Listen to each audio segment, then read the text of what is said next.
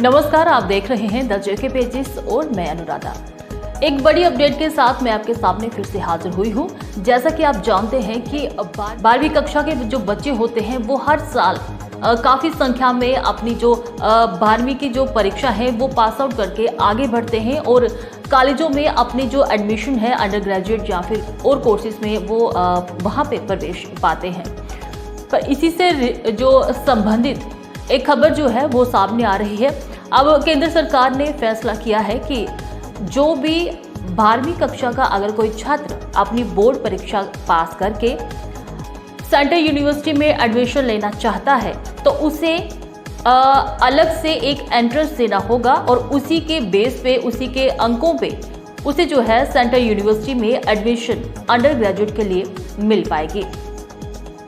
जी हाँ, आपने बिल्कुल ठीक सुना कि अब 12वीं के बेस पे, 12th क्लास के बेस पे, या फिर कह लीजिए कि अगर 12th क्लास के जो नंबर जो होते हैं, जो अंक जो पास आउट करके जो बच्चे निकलते हैं, तो उन अंकों पे अब उनका जो एडमिशन है वो सेंट्रल यूनिवर्सिटी में नहीं होगा।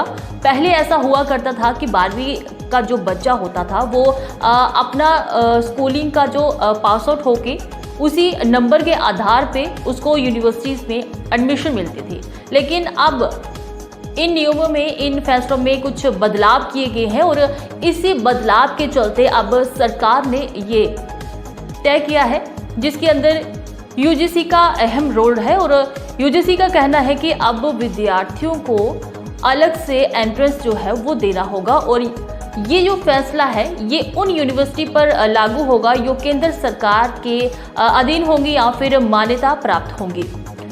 जिन राज्यों में यूनिवर्सिटीज़ हैं, जो राज्यों के अधीन यूनिवर्सिटीज़ आते हैं, उन पर ये फैसला या फिर ये नियम लागू नहीं होगा।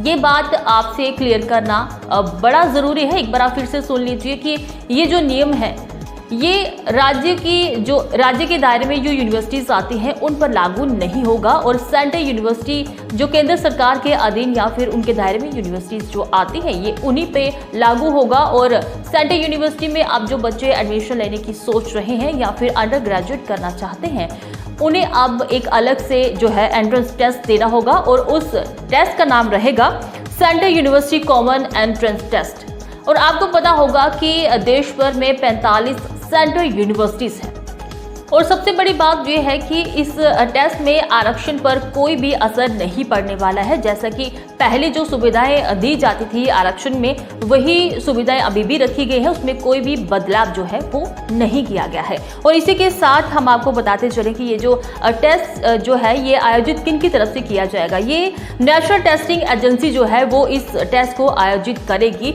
और इसी के साथ आपको बता दें कि जुलाई के पहले हफ्ते, जी हाँ, आप नोट कर सकते हैं और इस वीडियो को आप अपने किसी दोस्त को या फिर अपने साथी को शेयर भी कर सकते हैं ताकि ये जो जानकारी है उन तक पहुंच पाए और जो वो अपनी एडमिशन लेना चाहते हैं या फिर पहले से ही कोई तैयारी करना चाहते हैं तो वो कर पाए। तो इसी के साथ हम आपको बताते चलें कि जो भी बच्चे इस वक्त इस वीडियो को देख रहे हैं वो ज़्यादा से ज़्यादा इस वीडियो को शेयर करें ताकि ये जो जानकारी है ये बाकी बच्चों तक भी पहुंच पाए। तो इसी के साथ एक अहम बात बताना चाहूँगी कि यूजीसी का कहना है कि इसी जुलाई के पहले हफ्ते में ही जो टेस्ट जो प्रक्रिया है वो शुरू हो जाएगी और बच्चों को इधर उधर जाने की भी कोई आवश्यकता जो है वो नहीं पड़ेगी। वो अपने कंप्यूटर पे या फिर लैपटॉप में घर बैठ के ही इस टेस्ट को दे सकते हैं। और ये जो टेस्ट है ये 13 भाषाओं में करवाया जाएगा ताकि अलग अलग, क्योंकि हमारे देश में अलग अलग भाषाओं के जो लोग हैं वो रहते हैं और अलग अलग राज्यों में अलग अलग जो भाषाएं हैं वो बोली जाती हैं। और उसी के बेस पे एक अच्छा जो कदम है सरकार की तरफ से वो लिया गया है कि 13 भाषाओं में इस टेस्ट को रखा गया है और ये टेस्ट जो है वो 13 भाषाओं में आयोजित भी होगा। और एक बार फिर से आपको बता दूं कि जुलाई के पहले हफ्ते में ही ये टेस्ट प्रक्रिया जो है वो शुरू हो जाएगी।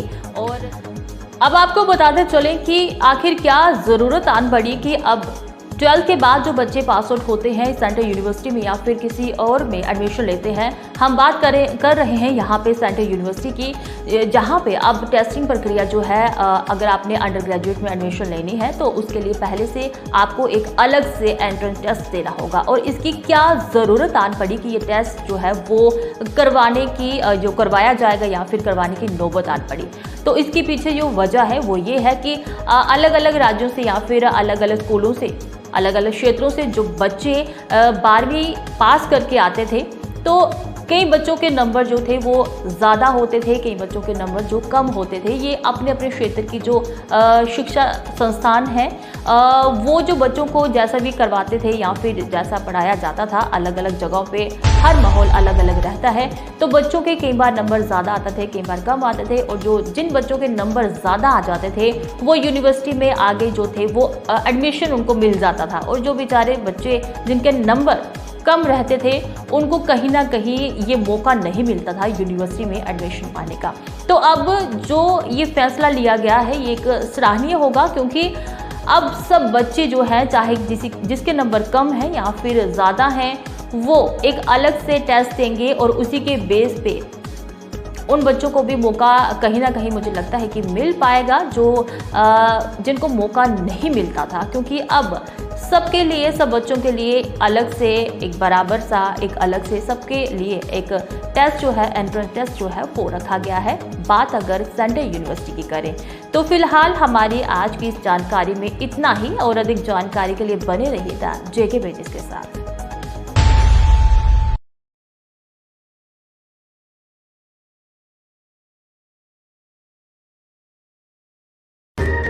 कभी बेड सोने के अलावा खेल का मैदान होता है। खाने की मेज पर खाने के अलावा अपनों का साथ होता है, जहां सोफे पर पूरा परिवार एक साथ दिखता है। आईने के सामने श्रृंगार के साथ कभी कभी प्यार होता है। इसीलिए तो हम कहते हैं कि एक मकान घर तब बनता है जब वो KS फर्नीचर से सजता है।